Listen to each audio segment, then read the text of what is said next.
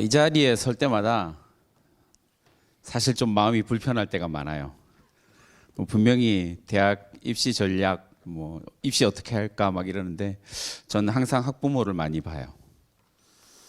학생은 어딜 갔는지. 큰일이네요. 근데 어쨌든 그 부모님들을 뵐 때마다 되게 조금 마음이 좀 짠합니다. 근데 짠하긴 한데 저는 이제 조금 마음이 편하기도 해요. 왜냐하면 제 둘째가 고3 올해 고3이거든요. 이제 수능을 쳤고 이제 전 끝났습니다. 부모님들은 이제 시작이시고요. 예비 고3이면 지금 수능이 363일 남았고요.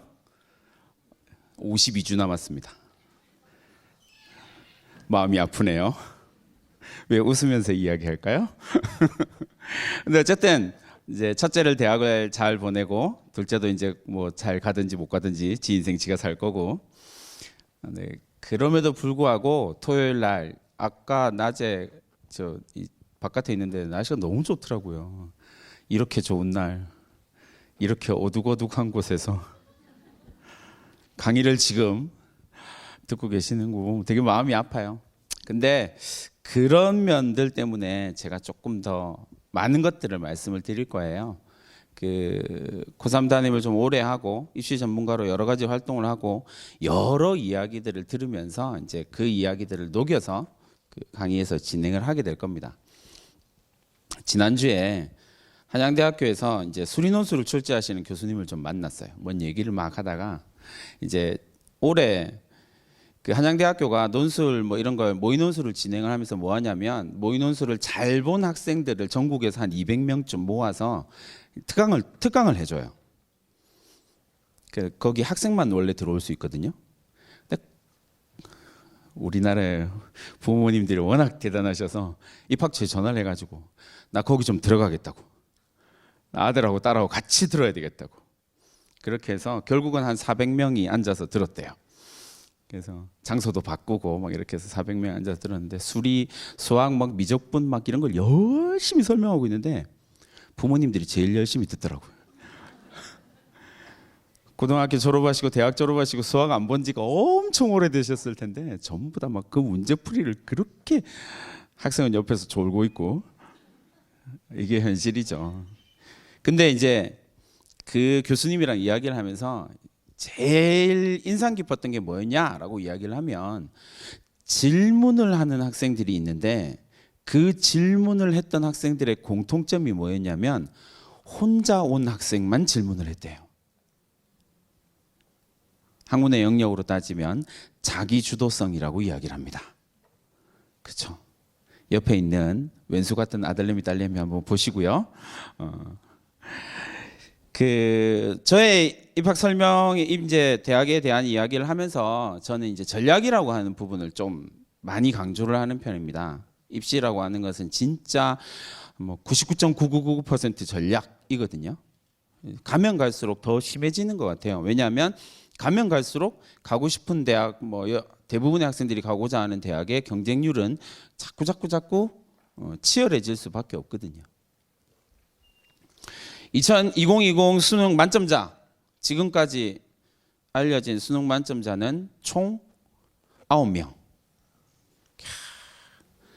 작년과 조금 달라졌어요. 올해는 제 학생이 8명이에요. 그리고 인문계 학생이 7명이에요.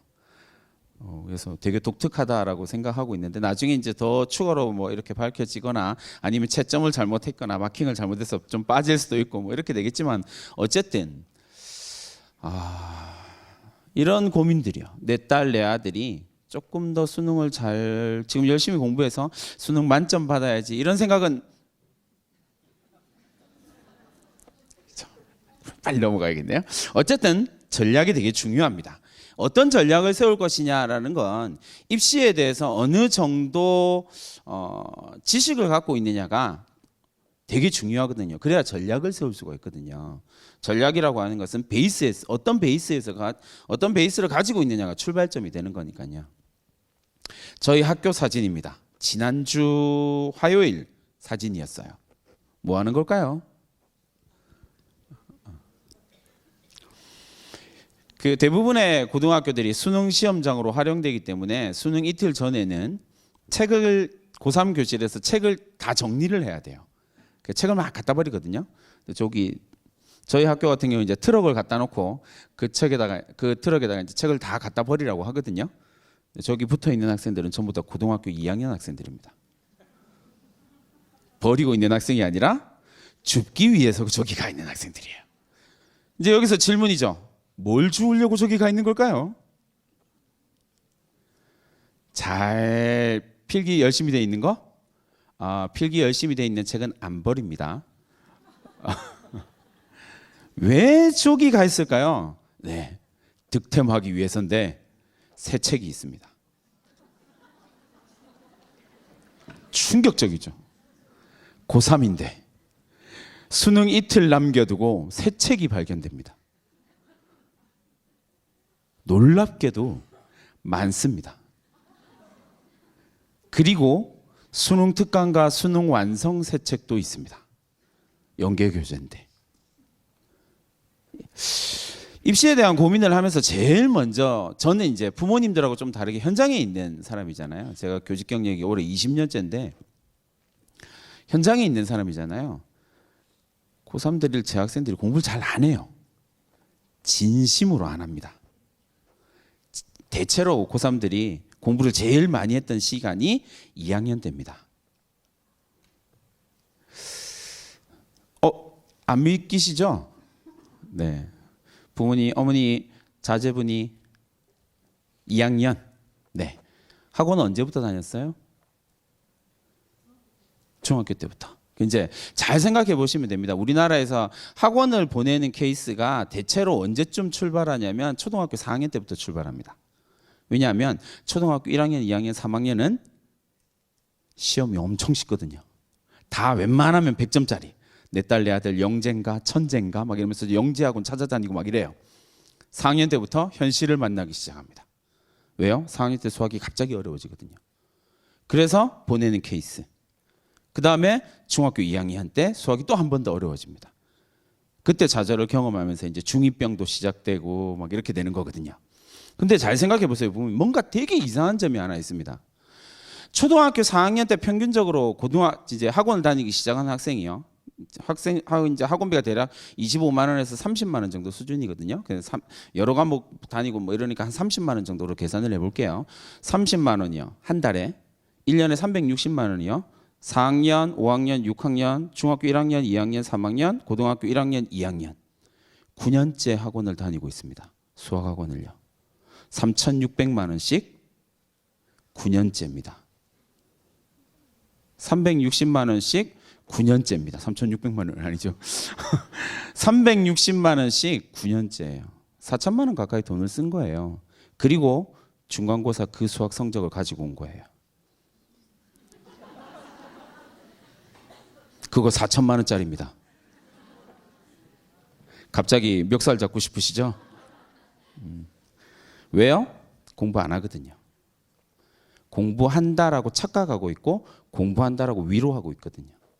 그래서 좀 그런 면이 있어요.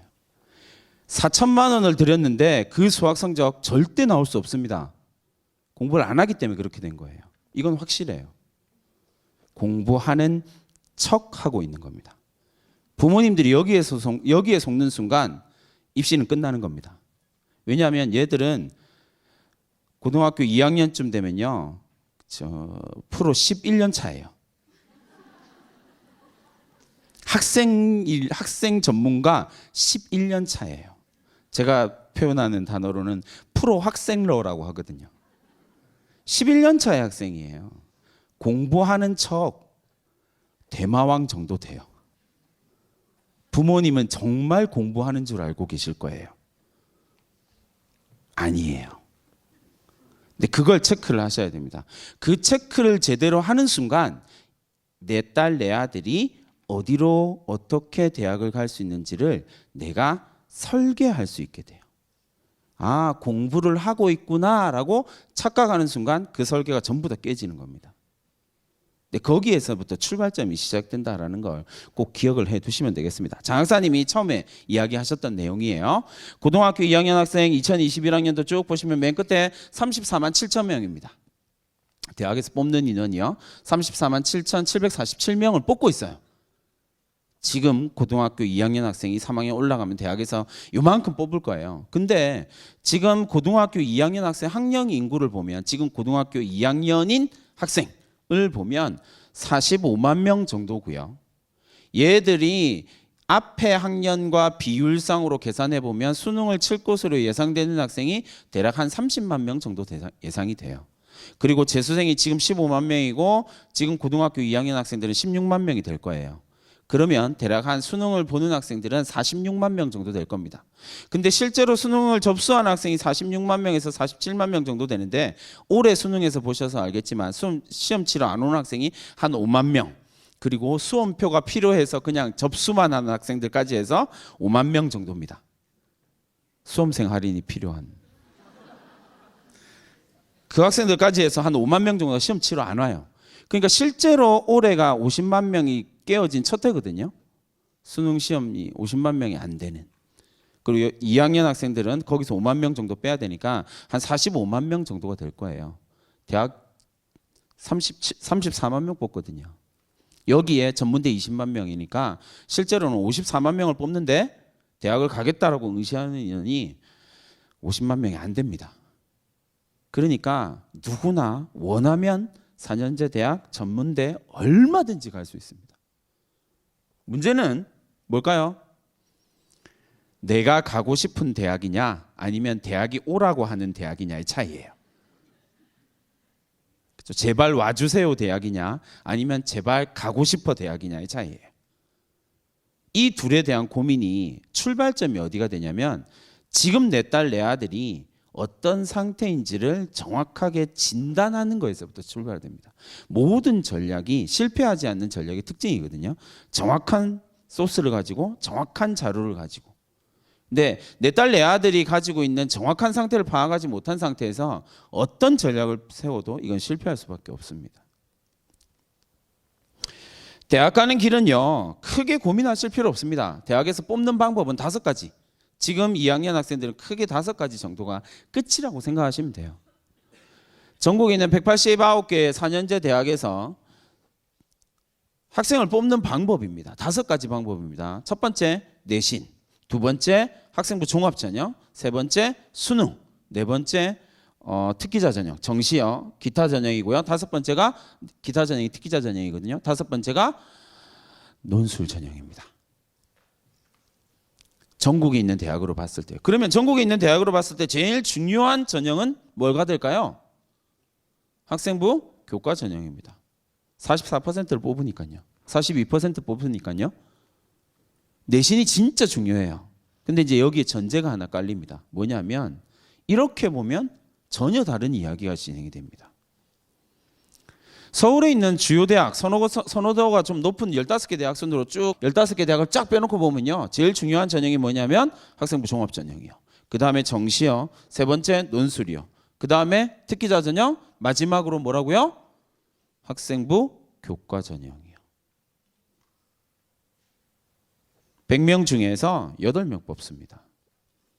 내신 부모님들이나 학생들이나 언론에서 이야기하는 것만큼 중요하지 않습니다. 그렇게 막 목숨 걸어서 아닙니다. 왜요? 기본적으로 대학이 내신에 대해서 가지고 있는 뭔가가 있거든요.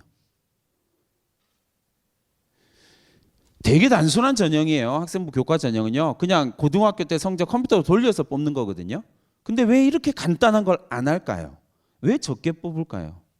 고등학교 내신을 믿지 못하기 때문에 그런 거예요. 기본적인 전제가 이렇게 되는 거거든요. 그러니까 실제로 대학을 갈 수 있는 전형은 5가지인데 그중에서 이제 첫 번째 고민이 이거예요. 내가, 내 딸이, 내 아들이 이 5가지 전형 중에서 어디에 강점이 있느냐를 찾으셔야 됩니다. 근데 이건 조금 다르죠. 앞에서 방금 살펴봤던 것처럼 내가 이 전국에서 학생부 교과 전형이 높게 나타나는 이유는 지방에 있는 국립대들을 중심으로 학생부 교과 전형이 1000명 단위로 뽑히거든요. 그래서 지방에 있는 국립대가 목표다라고 이야기를 하면 내신이 진짜 중요합니다. 내신으로 얼마든지 갈 수 있고요. 근데 목표가 지방에 있는 국립대학, 지방에 있는 사립대학이 아니라 서울에 있는 주요 대학이다, 내지는 선호대학이다 라고 생각하면 전략이 완전히 달라져야 됩니다. 이 베이스에서 출발을 하셔야 돼요. 대학을 갈 수 있는 방법은 크게 세 가지인 셈입니다. 왜냐하면 특기자 전형은 거의 대부분의 대학이 최대한으로 축소를 했고요. 그 다음에 특기자 전형인 기타 전형은 그렇고요. 학생부 교과 전형은 서울에 있는 주요 대학 같은 경우는 정말 가기 힘든 전형이에요. 그러니까 보편적인 전형이다라고 이야기를 하는 건 세 가지가 되겠죠. 학생부 종합 전형이냐, 정시냐, 논술이냐. 근데 내가 지방에 있는 국립대를 목표로 한다라고 생각하면 다시 바뀌죠. 학생부 교과 전형이냐, 종합이냐, 정시냐. 이렇게 되는 겁니다. 그러니까 아들과 딸의 예비고등학교 2학년, 예비고등학교 1학년 학생들의 목표가 어딘지를 정확하게 짚으세요. 그게 첫 번째입니다. 전략의 시작이다라고 생각하시면 되겠습니다. 하나하나씩 살펴보도록 하겠습니다. 이런 전제를 깔면서 제가 부모님들한테 그리고 학생들한테 예비 고1, 예비 고2, 예비 고3들에게 꼭 부탁드리는 거예요. 누가 뽑을까요? 이걸 잘 고민해 보셔야 됩니다. 1번 대학생을 결정하는 건 정부가 뽑는다. 2번 대학이 뽑는다. 누가 뽑을까요? 대학이 뽑습니다. 이걸 착각하시면 안 돼요. 그러니까 정부가 어떤 정책을 발표를 할 때 그렇구나라고 하면 실패합니다. 왜요? 대학은 잘 말을 안 듣거든요. 정부가 어떻게 하겠다라고 이야기를 하면 네 알겠습니다라고 이야기하고 대학이 원하는 것 정책을 틀어버립니다. 그러니까 우리가 바라봐야 될 건 정부가 어떻게 하겠다라고 하는 정책에 대학이 어떻게 반응하는지를 보셔야 돼요. 그래야 전략이 나오게 되는 거거든요. 지금까지는 고등학교 1학년 학생이 30%입니다. 정시 비율이 30%예요. 그리고 지금 고등학교 1학년한테 그걸 갑자기 늘리는 게 타당하냐에 대한 문제들이 계속 제기되고 있거든요. 그래서 그건 조금 더 이따가 문제이지만 어쨌든 정시를 30%로 픽스한 상황에서 대학이 어떻게 반응하는지를 봐야 돼요. 서울대학교 2022학년도에 입시 전형에서 정시 발표했거든요. 정시 비율요 30.3%예요. 네가 30%를 원하니 맞춰는 줄게. 이렇게 갔습니다. 지금 1학년 학생의 가장 키포인트 중에 하나가 뭐냐면요. 아까 장사님이 얘기하신 거예요. 선택 과목의 확대. 고교학점제로 가기 위한 선택 과목을 확대시키는 거예요.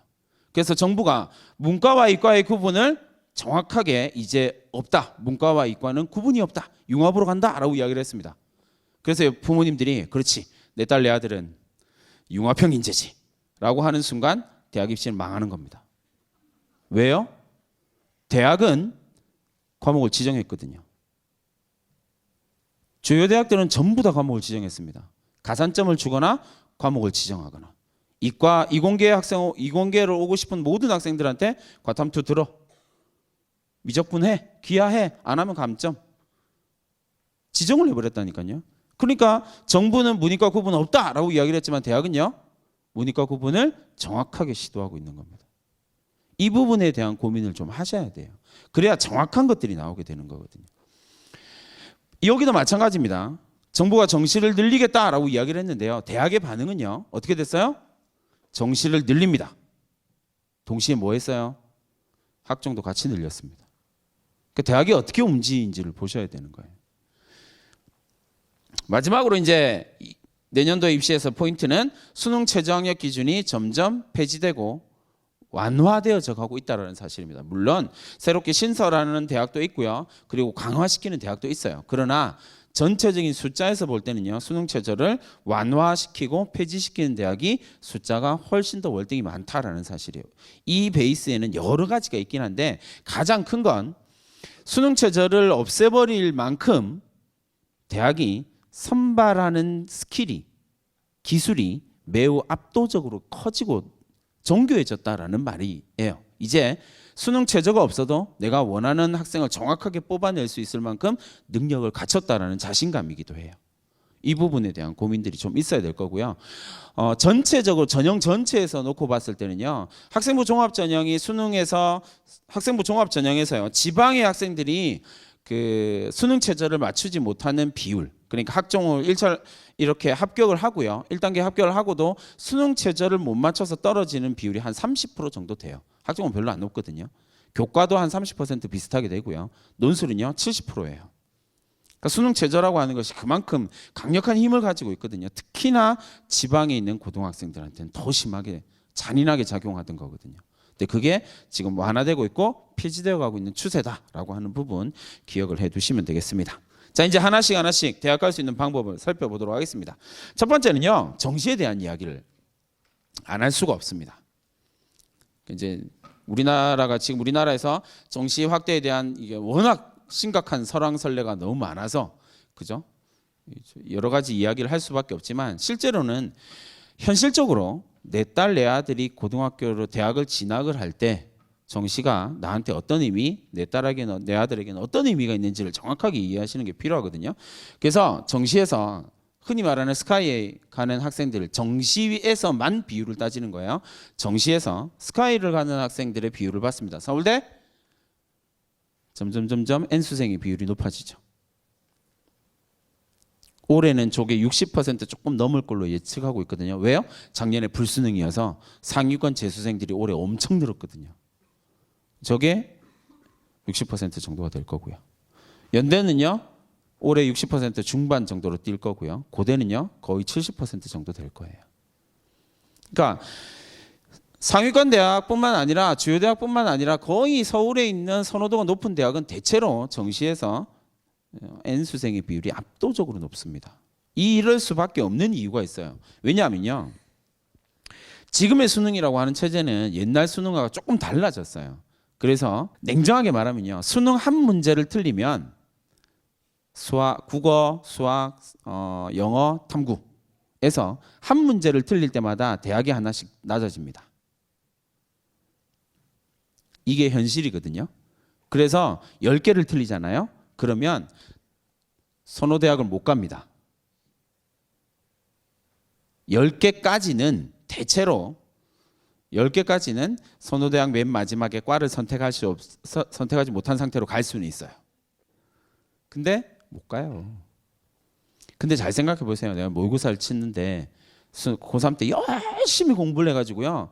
모의고사는 진짜 잘 나왔단 말이에요. 근데 수능 때 막 떨려가지고 우왕청심원 막 청심원 이런 거 먹고 들어가잖아요. 근데 안 먹던 청심원 먹고 들어가면 수능 날 완전 망하거든요. 근데 막 떨다가 진짜 마킹을 잘못해가서 2문제를 틀렸어요. 그러면 대학이 2개가 떨어지는 거거든요. 대학을 일단 갑니다. 근데요, 다녀보니까 어때요? 열받거든요. 그럼 얘들이 선택이 뭡니까?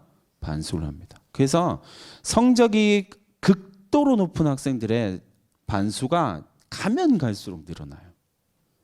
그러니까 무조건 한 문제 싸움입니다. 가면 갈수록. 근데 그런 실수를 극도로 줄이는 아이들이 누구냐면 N수생들이거든요. 그러니까 가면 갈수록 비율이 높아질 수밖에 없는 거예요. 이런 부분들이 존재합니다. 너무 우울한 이야기를 하는 것 같지만 우울한 이야기는 아직 끝나지 않았습니다.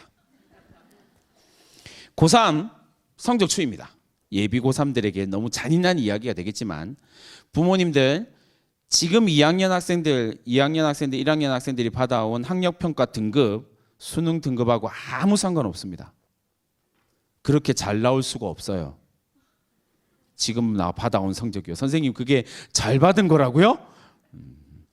네. 역대 최고의 성적입니다. 데이터가 거짓말하지 않는다는 사실을 보여드릴게요. 고등학교 3학년 성적이고요. 2018학년도에 작년에 고3이었던 서울에 있는 고3이었던 학생들, 서울에 있는 재학생들 중에서만이에요. 재학생들 중에서 3월, 6월, 9월 수능 4개의 시험을 다 본 학생들의 성적 추이입니다. 첫 번째는요. 98 이상이에요. 그러니까 100분위로 보면 98 이상이니까 1등급이겠죠. 평균 저기 메뉴에 보시면 국나사라고 돼 있으니까요. 국어 문과 학생들만 갖고 왔어요. 이과 학생은 더 비참해서 못 갖고 오겠더라고요. 국어랑 수학나 그리고 사탐. 예? 100분위 평균이요. 98 이상인 학생이면 111이라는 이야기죠. 평균 100분위 111 중에서도 최상위. 제 학생들 최상위 성적입니다. 수능에서 평균 1등급 안 나옵니다. 두 번째요. 이제 막 1등급에서 턱걸이 하고 있다는 아이들. 2등급에서 이제 나는 고등학교 3학년이 됐으니까 열심히 공부해서 나는 1등급으로 올라갈 거야 라고 하는 93에서 96% 아이들. 가장 많이 떨어지죠. 그리고 마지막으로 90에서 93의 아이들이요. 제가 거짓말하는 게 아니에요. 2학년 인생 최고의 학력평가 성적. 11월 학력평가까지 쳤는데 어쩌란 말이지? 근데 그럴 수밖에 없는 게 3월 달에 성적이 떨어지는 가장 큰 이유는요. 전년도에 비해서 3월 달에 성적이 또 떨어지거든요. 지금 11월 모의 학력평가에 비해서 3월 학력평가가 떨어집니다. 왜냐하면 지금 11월 학평은 안 친 곳이 있거든요. 안 친 예비 고3들이 있거든요. 걔들이 전국적으로 처음 등장하는 게 예비 고3이에요. 3월 모의고사예요. 6월 모의고사 왜 떨어져요? 재수생들이요. 9번의 실패를 경험하고 이를 부득부득 갈고 목숨 걸고 공부하는 아이들이요. 9월에 왜 떨어질까요? 상위권 반수생들이요. 수능 때 왜 떨어질까요? 절에서 공부하던 사람들이 내려옵니다. 이 정체를 알 수 없는 만명은요. 어떻게 해결이 안 돼요. 어디에서 나타나는지도 모르겠어요. 얼마 전에 작년에 처음 알았습니다. 아, 얘들은 군인이었습니다. 요즘 군대에서 수능 공부한다 그러면 공부할 수 있는 시간을 따로 빼주더라고요. 그래서 작년 수능 시험에 만점자도 있었잖아요. 군인 출신의 만점자. 절에서 공부하고 있거나 군대에서 공부하고 있거나 얘들이 나와서 이렇게 되는 거예요. 그들의 공통점이 뭐냐면요. 하루 16시간, 17시간, 18시간을 공부를 합니다. 인간이 저도 제가 11월 한 달 동안 전국을 돌아다니는 게 한 7,000km 정도 되더라고요. 전국에 돌아다니면서 강의를 하니까 한 7,000km 정도 돌아다녔더라고요. 체력 하나는 진짜 자신이 있거든요. 근데 저도 고3 때 18시간을 공부를 해봤는데 못 버티겠더라고요. 일주일 내도록 쌍코피를 흘리고 17시간을 공부를 했어요. 저들의 공통점이 뭐냐면요. 최소 16시간을 공부한다는 사실이에요. 그래서 부모님들한테 꼭 부탁드리고 싶은 거 학생들한테 전 정시파예요. 전 수능 대박일 날 겁니다. 훌륭합니다. 그 다음 패턴을 보십시오. 16시간 의자에 앉아있는 놈이어야 합니다. 그게 아니면 정시 파이터는 웃기는 소리는 거예요. 절대적으로요. 전 정시로 갈 겁니다. 좋습니다. 응원해 드립니다. 17시간, 16시간 책상에 앉아 있으셔야 돼요. 그래야 해결이 되거든요. 고3 올라갔는데 후배들이랑 선생님들이 막 체육대회 하면서 즐거워하고 있어. 나도 체육대회. 제일 제가 답답한 게 뭐냐면요. 졸업사진 찍을 때쯤. 졸업 앨범 촬영. 2주를 공부를 안 해요. 너 왜 밥 안 먹고 있니? 선생님 다다음 주에 졸업 앨범 촬영이 있잖아요. 그게 너랑 뭔 상관이 있지? 선생님 예쁘게 나와야죠. 그때부터 다이어트를 합니다. 공부를 안 해요. 다이어트 하느라 힘들다고 공부를 안 해요. 뭘 하는 건지는 모르겠어요. 그러고 있다고요. 그러면서 이분은 뭐라고 이야기하게요? 정시를 준비하고 있다고 이야기하는 겁니다. 그래서 4천만 원을 쏟아부어서 그 수학 성적이 나오는 겁니다.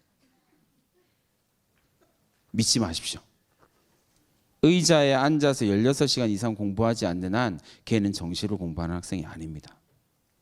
반대로 지금 절박한 이유가 있어서 내가 정시로 꼭 가야 되겠다라고 생각하는 학생은 그렇게 공부를 하십시오.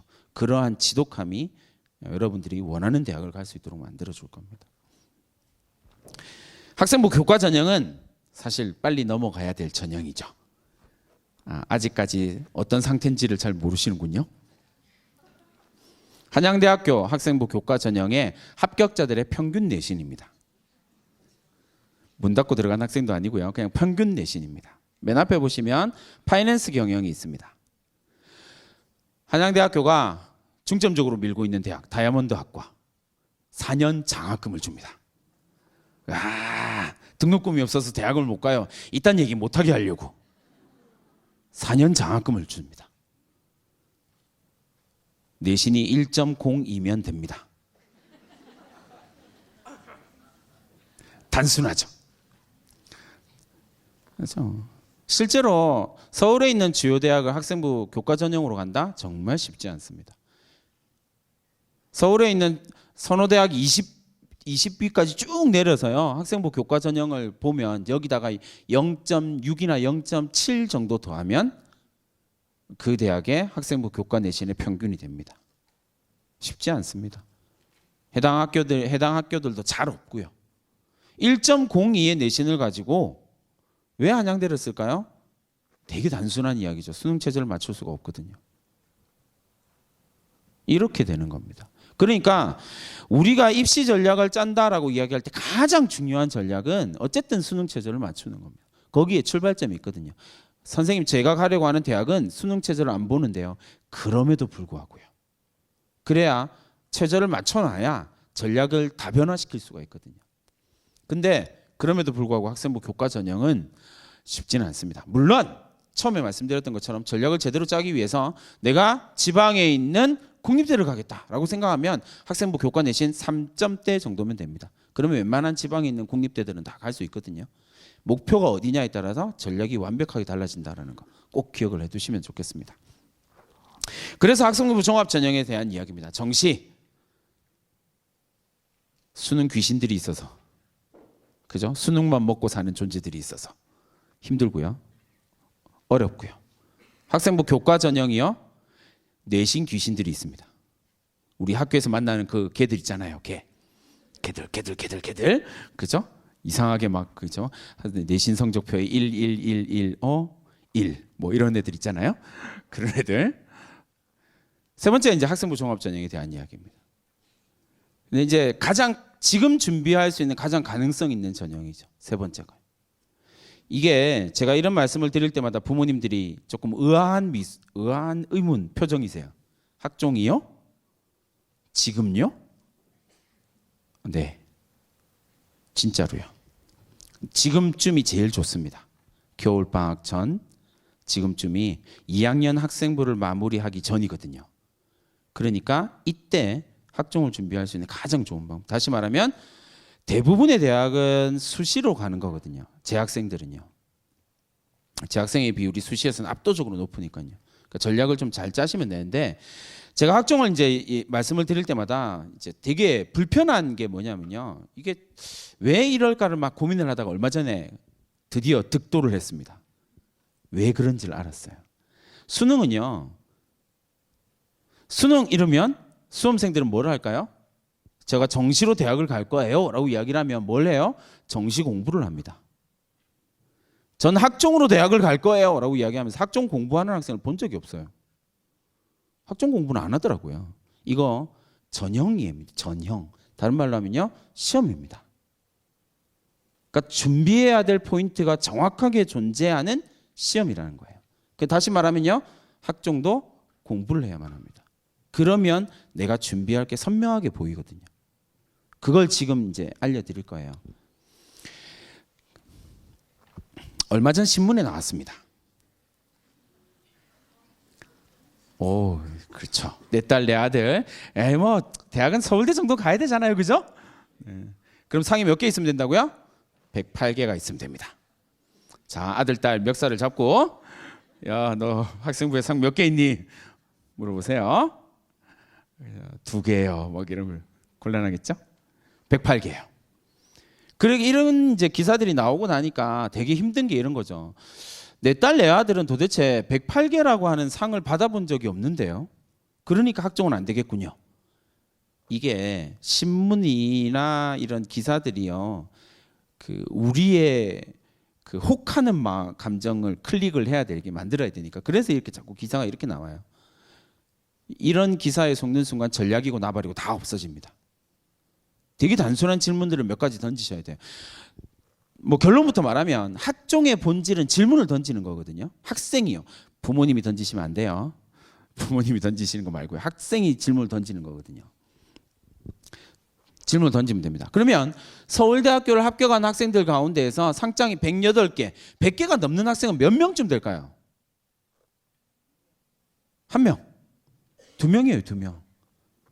103개 1명 더 있습니다.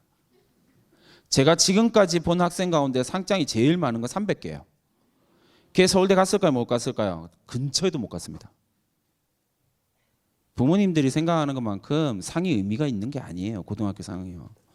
그러면 그 다음 질문이 뭐가 돼야 되냐면요.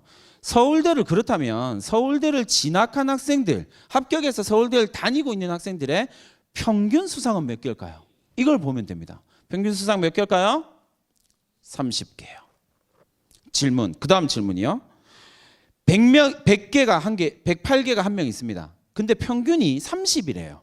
그러면 그냥 예상, 이상적으로 수상이 빵개인 학생이 몇 명이 돼야 평균이 30이 될까요? 2명이요. 그러니까 서울대를 진학한 학생들 가운데 상 빵개로 서울대를 진학한 학생이 2명이 있다는 겁니다. 저 기사가 의미하는 바가 그거예요. 근데 다들 상에 자꾸 포커스를 맞춰요. 되게 수준 낮은 이야기예요. 그렇죠?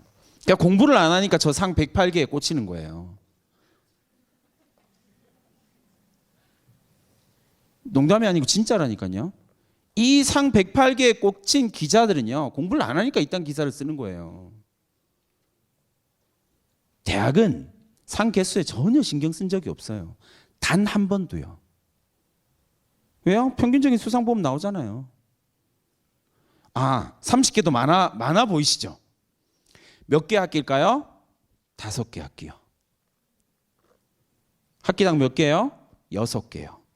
서울대를 가는 학생인데요. 교과우 수상, 국어, 영어, 수학, 사회, 영어. 끝. 그렇게 카운팅한 거예요. 서울대를 가는 학생이 이걸 또 못 받았다? 그럼 좀 문제가 있는 거죠. 어쨌든 그 학교 1등인 학생, 1등, 2등, 3등 뭐 이런 학생들일 텐데 그 정도의 상은 받습니다. 물론 부모님들 내 딸, 내 아들이 그렇게 못 받아왔다고 너무 좌절해하지 마세요. 그냥 그렇다고요. 이건 대한민국 최고의 대학이긴 하니까. 읽는 방법을 보여드린 겁니다. 공부를 안 하면 이런 기사가 눈에 들어오고요. 공부를 안 하면 이런 기사를 쓸 수 있어요. 용감한 거죠. 무식하니까. 그러나 우리는 공부를 지금부터 할 겁니다. 우리는 뭐에 관점을 둔다고요? 평균이에요. 어떻게 되냐고요. 그러면 이제 그 다음 질문은 나와야죠. 어떤 학생을 학종에서 뽑느냐라고 이야기를 한다면요. K대학입니다. 정유빈 쌤이 자랑스럽게 이야기하신 그 K대학입니다. 방송이라 K대학입니다. 첫 번째 것만 한번 읽어볼게요. 어떤 학종에서 어떤 학생을 뽑고 싶으냐면요. 시작! 저는 교사 생활 20년째고요. 수천 명의 학생을 가르쳤습니다. 한 명도 본 적이 없습니다.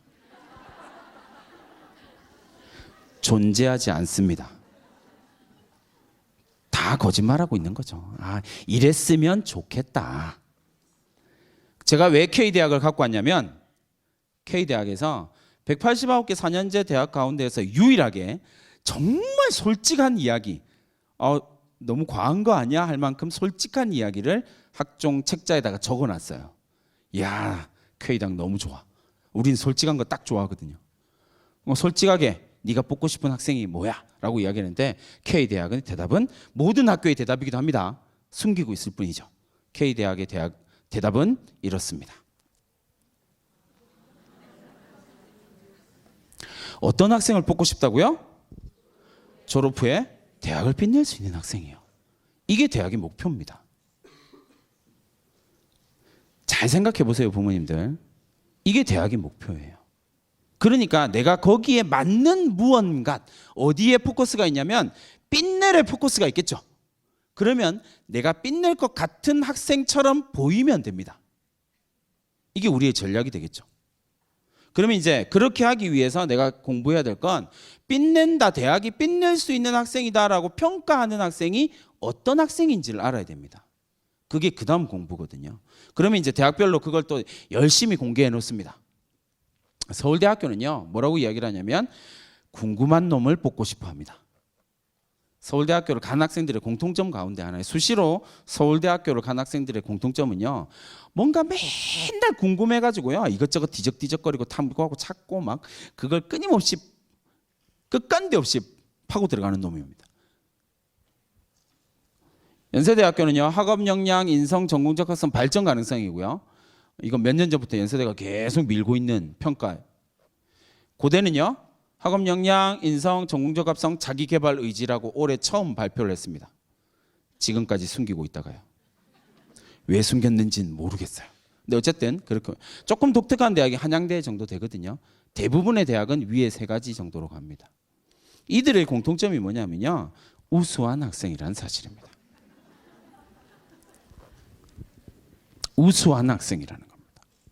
근데 이제 여기서 제가 우수한이라고 이야기를 하면 이제 장학사님 머리에, 여러분들 부모님들의 머리에, 학생들의 머리에, 그리고 제 머리에 우수한이라고 하는 단어가 전부 다 달라요. 이게 되게 중요한 단어입니다. 다 우수함이 다를 수밖에 없어요. 같은 우수함이 존재하는 게 아니거든요. 왜냐하면 사람마다 우수하다라고 생각하는 건 다 다르거든요. 그래서 여러분들이 우수하다라고 생각하는 걸로 밀고 가면 불합격합니다.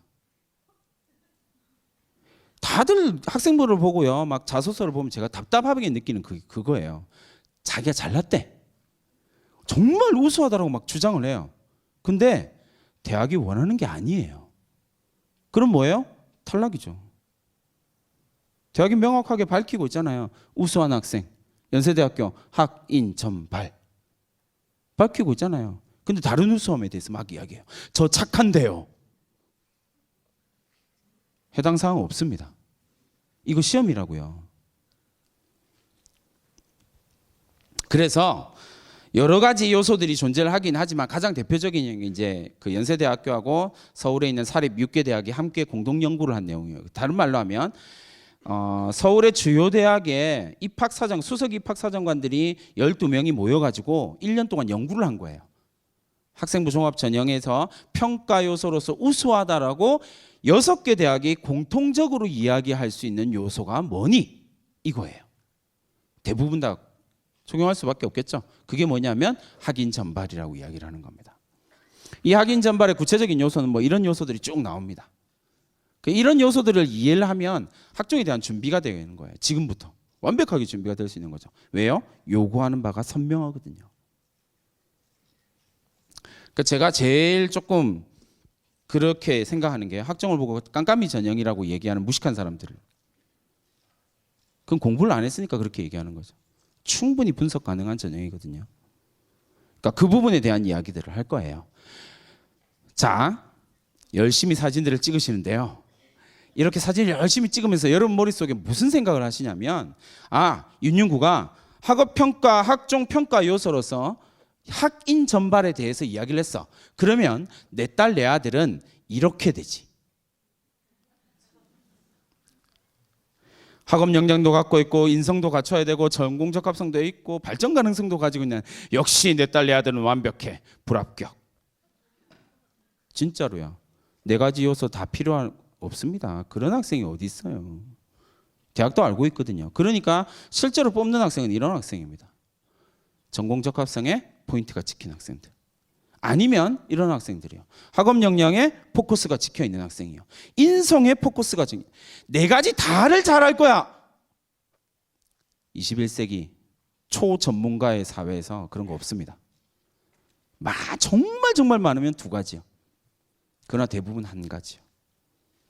그러면 이제부터 수시를 준비합니다. 학종을 준비하겠다라고 생각하면 여러분들이 학생들과 자제분들과 해야 될 가장 중요한 일은 뭘까요? 학생부 갖고 와봐. 너의 학생부에서 학인 전발 중에서 무엇이 가장 도드라져 보이는지를 한번 보자. 이게 첫 번째 출발점이 되겠죠. 근데 이제 학인 전발에 대한 무수한 오해, 학종평가 요소, 학업평가 요소로서의 이 학인 전발에 대한 무수한 오해가 존재를 하거든요. 그러니까 그것 때문에 또 제대로 읽히지도 않아요. 그래서 공부가 필요한 거라고요. 자, 학업 역량부터 출발해 보겠습니다. 우리가 일반적으로 학업 역량이다 내지는 우수하다라고 이야기를 할 때는 대부분 다 뭘 생각하세요? 성적이 우수해요. 이걸 자꾸 생각을 하세요. 그 성적을 보는 입학 전형을 우린 뭐라고 하게요? 객관식 시험 잘 보는 능력을 측정하는 전형, 정시, 내신. 학종이 내신을 안 보는 건 아닌데요. 내신이 주 초점이 되지는 않아요. 오히려 세 번째가 주 초점입니다. 이건 되게 중요한 이야기라서 한번 읽어볼게요. 시작! 두 가지의 요소가 등장을 해야만 합니다. 학생부에. 첫 번째는요. 새로운 지식을 얻기 위해서 이 학생이 노력을 했냐. 학생부가 매번 새로운 요소들, 새로운 지식을 얻기 위해서 노력하는 과정으로 막 점철되어져 있느냐. 두 번째, 학교가 노력하는 게 아니라 내가 노력했냐. 이 두 가지가 있으면 학업 역량이 우수하다라고 평가해 주는 겁니다. 이게 학업 역량이에요. 왜냐하면 이 학업 역량은요, 객관식 시험을 잘 치는 것과는 좀 다른 이야기거든요. 이때의 학업 역량은 정확하게는 수학 능력을 대해서 이야기를 하는 거예요. 대학에서 닦을 숫자를 쓰는 겁니다. 대학에서 학문을 닦을 수 있는 능력. 그러니까 새로운 지식에 끊임없이 도전하고 새로운 지식을 알기 위해서 자기 주도적으로 공부했느냐가 학업 역량의 키포인트가 되는 거예요. 그러면 내가 학업 역량에다 키포인트를 두고 준비를 하겠다라고 생각하면 학생부에 그런 내용을 지금 넣으시면 됩니다. 진짜로요. 지금 넣으시면 됩니다. 방법은 좀 이따 또 말씀드릴게요. 지금 넣으시면 돼요. 왜요? 대학이 제일 좋아하는 건 뭐냐면요. 물론 가장 좋은 건 1학년 때부터 차근차근 밟고 올라가는, 그죠? 근데 그런 학생 쉽지 않거든요. 중간중간에 꿈이 바뀔 수도 있고, 그죠? 의사 이건 좀 이상한 거예요. 꿈이 의사 이건 진짜 이상한 거예요. 왜요? 의사에 대한 관심을 가지고 의사를 열심히 준비했다면 2학년 때 꿈은 어떻게 돼야 될까요? 좀 더 의사 중에서 좀 더 디테일하게 들어가야죠. 흉부외과 의사. 이렇게 디테일하게 들어가야죠. 그게 공부한 거잖아요. 전공에 관심을 가진 거잖아요. 새로운 지식, 그리고 그것의 자기주도성. 이 두 가지가 포인트. 이렇게 생각하시면 되고요. 이게 왜 자꾸 이제 내신에 대해서 제가 이렇게 말씀을 드리냐면요. 내신은 조금 정확하지 않은 요소들이 되게 많아요. 그러니까 변수들이 부모님들이나 학생들이 생각하는 것만큼 이게 딱 떨어지는 변수가 아니거든요. 막 왔다 갔다 하는 변수예요. 그러니까 냉정하게 말하면 이런 거죠. 대학의 입장에서는요. 내신 등급을 아예 안 봅니다. 좀 충격적이시죠?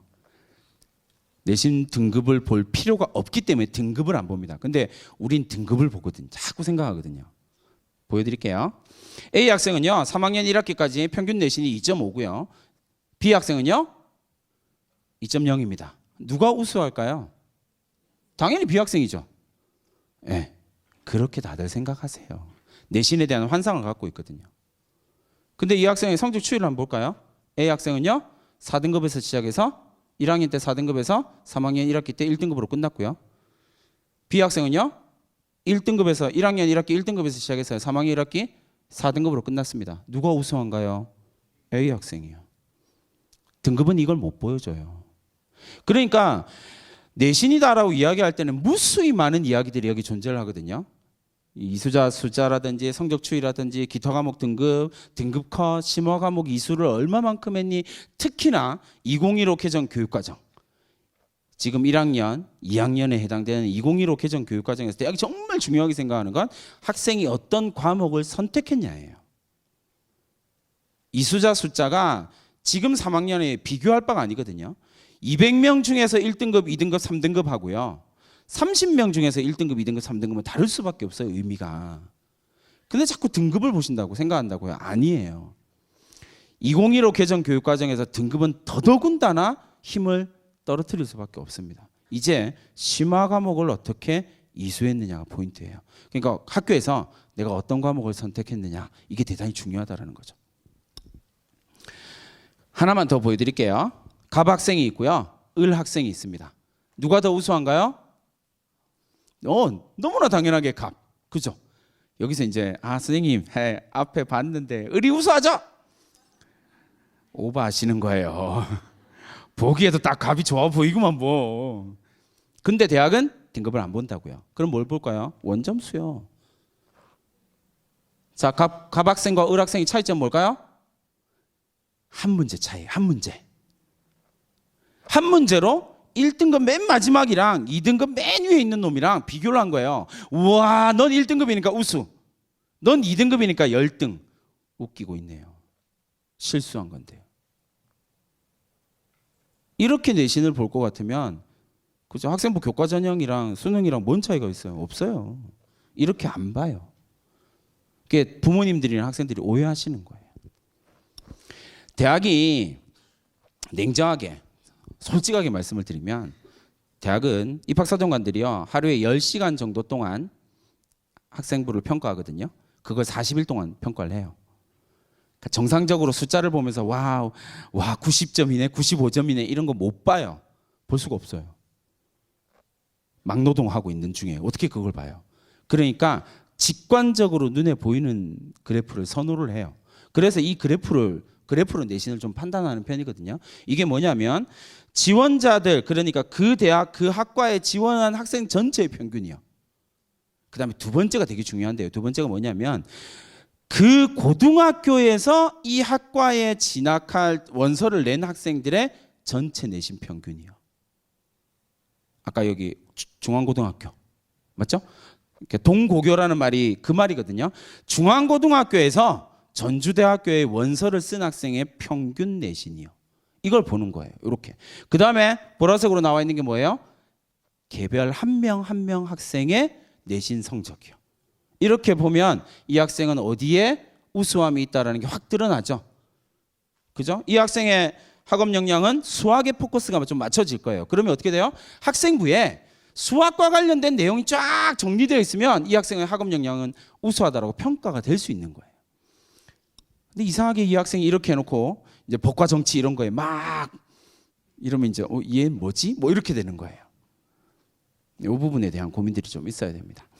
두 번째가 인성에 대한 이야기입니다. 아까 제가 말씀드렸죠. 오해하시는 거예요. 착하면 대학에서 뽑아줄까요? 안 뽑아줄까요? 안 뽑습니다. 착하다고 뽑다니요. 말도 안 되는 소리예요. 전형 요소입니다. 객관적으로 평가 가능한 요소여야 되거든요. 그러니까 입학사정관들이 A, B, C가 각각 100개씩 들고 들어갑니다. 그래서 자 20개씩 뽑아와. 우수하다라 평가할 때 우수하다라고 평가하는 학생 20명씩 뽑아와 모였습니다. 그 20명을 공통적으로 봐요. 그리고 3명이 공통적으로 우수하다라고 이야기하는 학생은 1단계를 통과시킵니다. 일단. 그 다음에 나머지 가지고 막 이제 경론을 벌리는 거거든요. 이걸 이제 상호주관성이라고 조금 어려운 학술 용어고요. 어쨌든 누가 봐도 우수한 학생이어야 돼요. 인성요.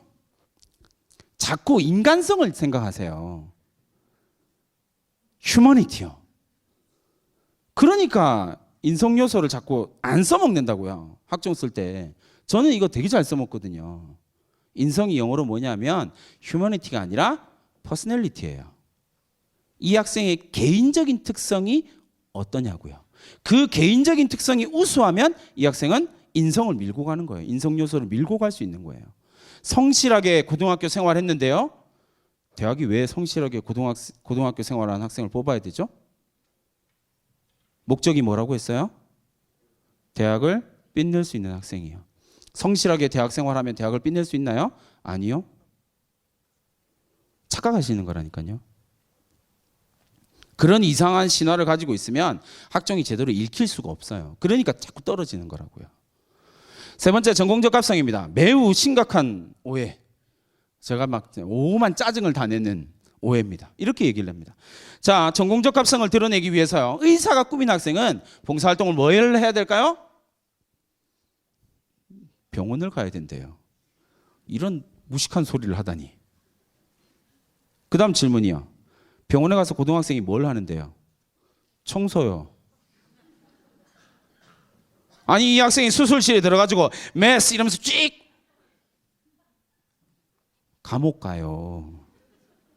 청소한다고요. 그럼 의사가 되기 위해서 제일 중요한 능력은 청소하는 능력이네요. 전공적합성 청소. 이런 무식한 사람들. 이런 이야기를 하고 있다고요. 그러니까 학종이 보일 리가 없죠.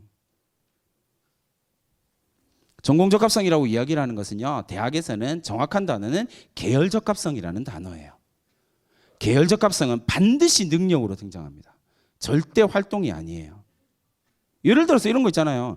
전공에 자꾸 포커스를 맞추면 이렇게 됩니다. 전공적합성을 꿈꾸고 있는 학생, 그러면요, 생각해 보세요. 고등학교에서 배우는 과목 25과목이요. 대학과는요, 수백 개. 전공적합성이 나올 수 있어요? 불가능이에요. 전 핵물리학자를 꿈꾸고 있다고요. 그럼 전 봉사활동을 어디로 가야 될까요? 안 받아줘요. 못 들어간다니까요. 그럼 전공적합성 난 어디서 드러내냐고요. 오해하지 마세요. 그런 거 아닙니다. 능력으로 표현되는 단어예요. 그러면 반대로 물어봐도 똑같아요. 주요 대학에 가고 상위권 대학에 흔히 말하는 가고 싶은 대학에 그렇게 스카이에 간 그 학생들은요, 댄스 동아리, 축구 동아리, 농구 동아리 없을까요? 엄청 많아요. 엄청 많다고요. 걔들은 전공적합성이 뭐길래? 그 부분에 대한 고민을 하셔야 돼요. 반드시 계열적합성이고요. 그 계열적합성은 능력으로 드러납니다. 올해 제가 연대를 보낸 학생이요. 활동우수로 보낸 학생, 선생님이 근무하고 있는, 제가 근무하고 있는 고등학교에서 역대 연대를 간 학생 중에서 내신이 가장 낮은 학생이요. 그 학생 동아리가 댄스 동아리였거든요. 3년 내도록 댄스 동아리요. 이 학생 이제 선생님이랑 저랑 상담하면서 꿈을 뭘로 잡았냐면 패스트 패션 CEO로 잡았어요. 이 학생에게 요구되는 능력이 제일 중요한 능력이 뭘까요? 창의성이요. 그러면 이 창의성이라고 하는 능력을 이 학생은 고등학교 생활에서 어디에서 보여줄 수 있을까요? 댄스 동아리요. 그게 전공적합성이에요. 그게 계열적합성이라고요. 댄스 동아리 공연 기획 능력을 통해서 이전까지 보여주지 못했던 공연을 기획했던 능력.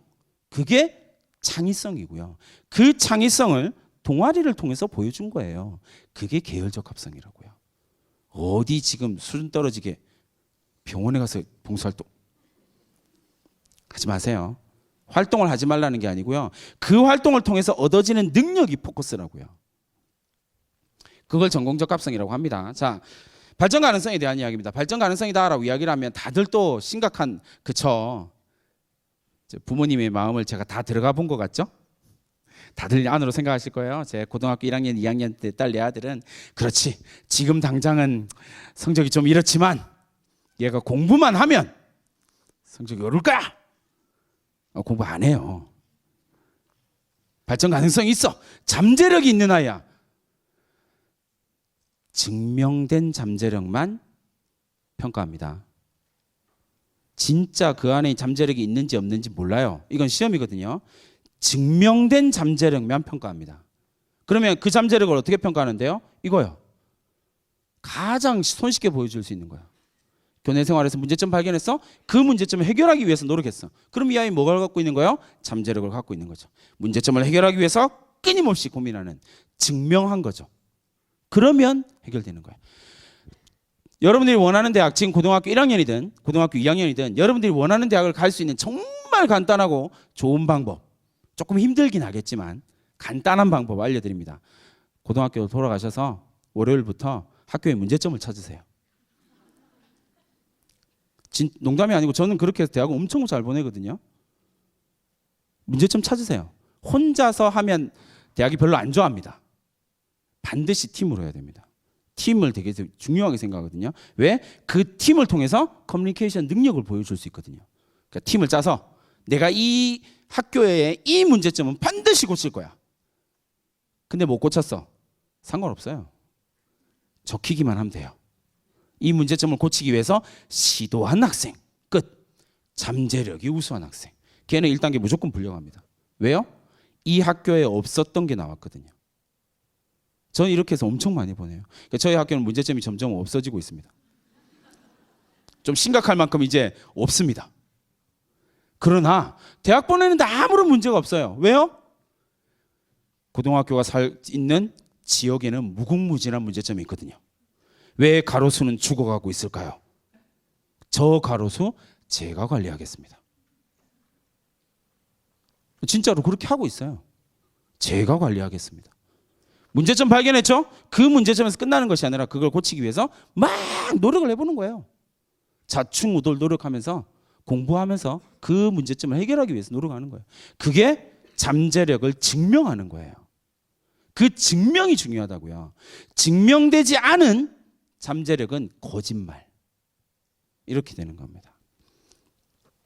학종의 평가 방식은요, 부모님들이나 학생들이 생각하는 것만큼 그렇게 쉬운 게 아니에요. 사실은 엄청 정교한 전형이거든요. 이게 횡단평가가 이루어지게 되면 이 횡단평가는요, 1년 동안 이 학생이 했던 활동들을 전부 다 크로스체크합니다. 크로스체크에서 걸리는 것들이 다 거짓말들이 여기서 거의 대부분 다 걸러지거든요. 예를 들면요, 이거예요. 요즘에 발표 수업 되게 많이 합니다. 수업 시간에 발표 수업, 이제 일반계 고등학교 지방에서도 이제 발표 수업이나 토론 수업이 조금씩 이루어지고 있으니까 발표 수업과 토론 수업이 막 이루어졌어요. 그러면 입학사정관들이 발표했구나, 우수하네. 수준 떨어지기. 뭐 한다고요? 크로스체크요. 제일 첫 번째 보는 게 뭔지 아세요? 독서요. 네가 이 문제를 발표하고 이 문제를 공부하기 위해서 무슨 책 읽었니? 여기에서 90%가 떨어집니다. 왜요? 발표는 진짜 우수하다고 선생님이요, 거기다 진짜 우수하다고 막 정말 탁월하다고 적어줬거든요. 근데 그 관련된 책이 아무것도 없어. 내 이놈한테 물어보고 복사해서 붙여놓은 거, 발표 보고 읽은 거, 탈락. 우수함을 증명하지 못한 거예요. 전부 다 크로스체크 됩니다. 그걸 어떻게 하냐면 종단평가를 하는 거예요. 5개 학기 동안 그걸 누적해서 보는 거예요. 진짜 그런가? 2학년이라고 안 늦었습니다. 이것만 보여주기만 하면 됩니다. 하나만 보여드릴게요. 이 학생이 그 학생입니다. 연대 땡땡땡 그 패스트 패션 CEO를 꿈꾸는 학생. 창의력이 가장 중요하다고 이야기했잖아요. 이 창의력이 제일 중요하다고 하는 이유가 뭐냐면 3학년 때 만났어요. 학생부 보고 분석합니다. 뭐? 첫 번째, 차별화된 도전을 즐겼네요. 그 다음에 두 번째요, 창의적 아이디어 동아리 활동했네요. 2년 동안 이미 이 학생이 창의성을 가지고 있다고 선생님들이 증명을 해줬어요. 그러면 이제 3학년 때 증명해주는 방법이 있죠. 어떻게 합니까?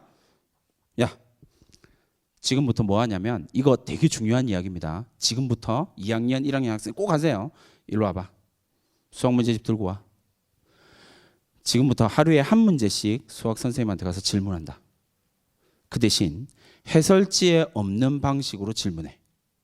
해설지에 없는 방식으로 네가 풀고 그걸 선생님한테 검증받아. 한 달 동안. 그래봐야 20문제밖에 안 돼요. 근데 이 20문제를 풀면서 이 학생의 수학 능력이 확 끌어올라가거든요. 엄청나게 향상됩니다. 그러고 난 다음에 교과서 어떻게 뭐 적어주면 됩니까? 이거 적어주면 됩니다. 새로운 문제풀이 방법을 시도하고. 그러면 이 학생은요, 5개 학기 동안 선생님들이 계속 이 학생의 창의성에 대해서 뭐 해준 거예요? 증명해 줬어요. 그럼 자소서에 뭐 쓰면 됩니까? 저는 창의성이 뛰어나고. 창의성이 뛰어나다고? 학생부로 다시 돌아갑니다. 클릭하면 보이거든요.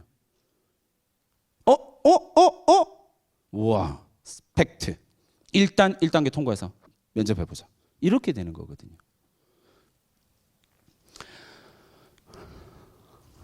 대학은 자율활동을 요 4가지 단계로 가지고 구분합니다. 학교 행사가 뭐니, 세부활동 뭐니, 학생이 어떻게 활동을 했니, 교사가 어떻게 평가했니, 이렇게 가거든요. 자, 그런데 문제는 여기에 있습니다. 이게 부모님들이 일반적으로 자녀들의 학생부에 기록되어져 있는 내용이에요. 제가 실제로 지방에 있는 고등학교 갖고 와서 보여드리는 거거든요. 이렇게 쭉 되어져 있습니다. 근데 이거 쭉 되어지고 난 다음에 입학사정관들이 컴퓨터 화면으로 보거든요. 유사도 검색이 다 돼요. 그러면 이 입학사정관 눈에 이 자율활동은 뭐만 보이냐면요, 이것만 보여요. 이것만 보인다고요. 자, 그럼 질문. 이 학생은 우수할까요? 우수하지 않을까요? 회장이라는 글자만 보여요. 이 학생은 우수할까요? 우수하지 않은 학생일까요?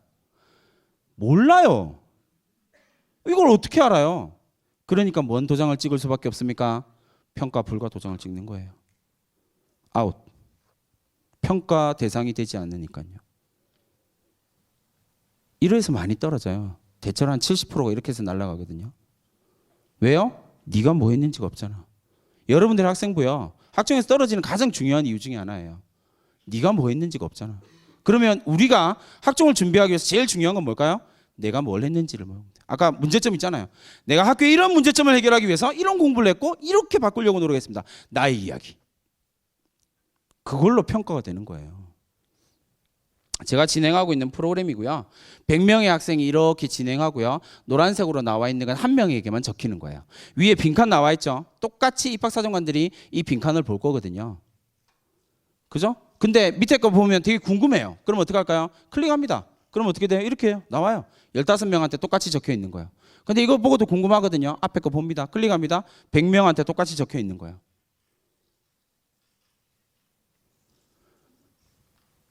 대학 교수가 입학사정관들이 뭘 보고 평가할까요? 위에 2줄, 3줄은 의미 없어요. 이 학생이 어떤 과정을 밟았는지를 보기 위해서 필요한 과정이니까요. 포인트는 어디 있다고요? 맨 밑에 거요. 이거 어떻게 해결할 거냐고요. 요 내용이 적혀 있어야 나의 우수함을 증명할 수 있게 되는 거예요. 이건 되게 중요한 이야기라서요. 부모님들이 꼭 기억을 해 주셨으면 좋겠습니다. 사실은 앞에 게 방금 보여드렸던 앞에 화면이어야 되는데 시간이 좀 없으니까 그냥 구체적인 사례를만 보여드릴게요. 지금 이 화면에 보여져 있는 학생은 올해 고대 1단계를 통과해서 곧 합격할 예정인 학생입니다. 제가 이렇게 자신할 수 있는 이유 말씀드렸죠. 보이거든요. 보일 수밖에 없어요. 계속 공부하다 보면 합불이 보이기 시작하거든요. 이 학생이 이게 대학이 제일 좋아하는 과정이라고 생각하시면 됩니다.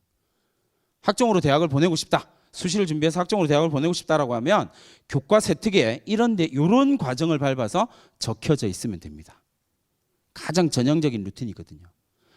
수업 시간에 뭐 했습니다. 궁금했습니다. 책 읽었습니다. 책 읽는데 나 혼자 쉬고도 못 읽겠는데요. 선생님하고 읽었습니다. 친구들과 함께 읽었습니다. 그렇게 해서 역량이 발휘됐습니다. 그런데 또 궁금함이 생겼습니다. 그 궁금함 해결하기 위해서 또 읽었습니다. 그리고 난 다음에 요즘에 대학이 제일 좋아하는 거 이거요. 뭐요? 그래서 내가 배운 만큼 세상을 바꾸기 위해서 조그만 실천이라도 해봤습니다. 어디에 적힐까요? 자율활동이에요. 이거 적히는 순간 1단계가 자연스럽게 통과됩니다. 이 부분에 대한 고민이 좀 있으셔야 된다는 거죠. 건국대학교의 입결입니다. 제가 제일 좋아하는 거 공과대학 9.0 지원자입니다. 지원은 할 수 있잖아요. 그죠? 9등급이라고 지원을 못하는 건 아니니까. 1단계 합격한 학생들이요. 부모님들이랑 학생들이 생각하는 것보다 훨씬 낫습니다. 1반계 고등학교 학생의 내신입니다. 1반계 고등학교, 지방에 있는 1반계 고등학교 학생입니다. 1단계 통과했어요. 이제 1단계 통과하고 나면 뭐가 문제입니까? 면접. 통과했습니다. 그래서 6.5, 7.8, 7.2요. 그러면 이들은 왜 갔을까요? 그 다음이 질문입니다. 왜 갔을까요? 자신의 우수함을 증명했거든요. 남과 다른 나의 학인 전발을 증명했거든요. 부모님들이 대부분이시네요. 잠깐만 눈 감아주세요. 부모님들. 학생들만 우리 냉정하게 볼 거라서.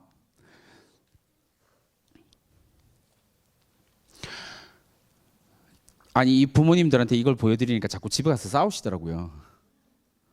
싸우면 입시는 끝납니다. 부모님들 명심하십시오. 자녀와 공부 가지고 싸우는 순간 입시는 끝난다고 생각하시면 됩니다. 지금 우리 학생들은 이쯤 가 있습니다. 기말고사 직전이죠. 공부하는 척 하고 있습니다. 곧 우리에겐 여기가 옵니다. 무시무시한 겨울방학 90일 동안 겨울잠을 자는 동면 상태에 이르는 내 아들 내 딸이 있습니다. 이걸 해결해야 되거든요. 이게 되게 중요한 부분이에요. 학생들만 읽어봅시다. 시작!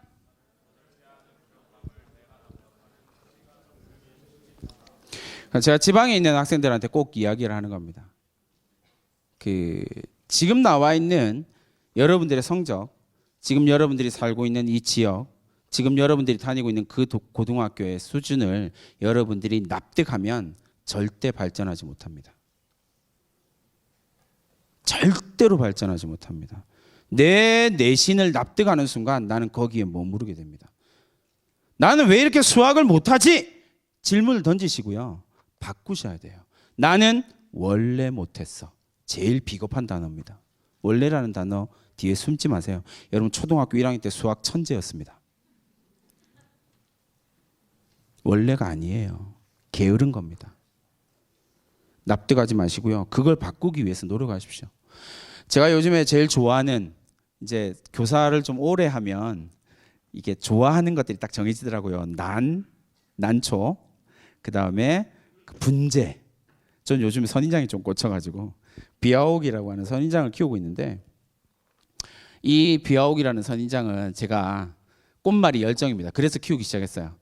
내가 가르치는 놈들한테는 희망이 없고 선인장으로 위로를 받자 그러면서 내가 열정을 다해서 널 키워주마 라고 이야기를 하는데 영어로 열정은요 패션입니다. 라틴어 어원에서 이 열정이라는 단어는요 파시오라고 하는 단어로 나타납니다.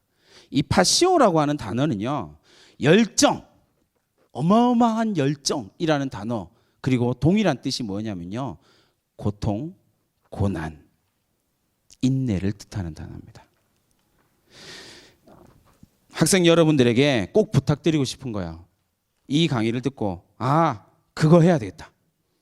윤용구 쌤이 이야기한 그거 내가 진짜 지금부터 내 인생을 터닝포인트 삼아서 완전히 뒤집어야겠다.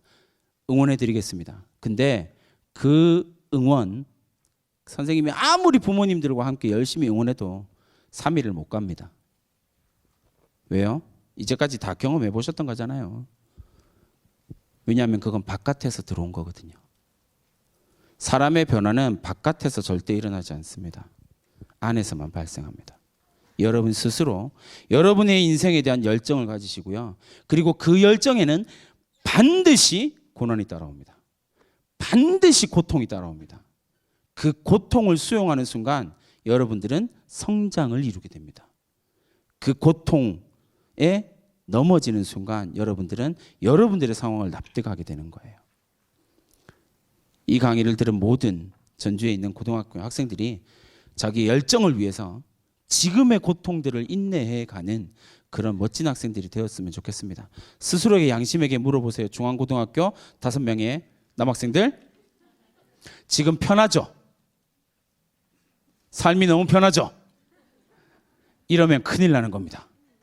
내가 편하다고 생각하는 순간 나는 망해가고 있는 겁니다.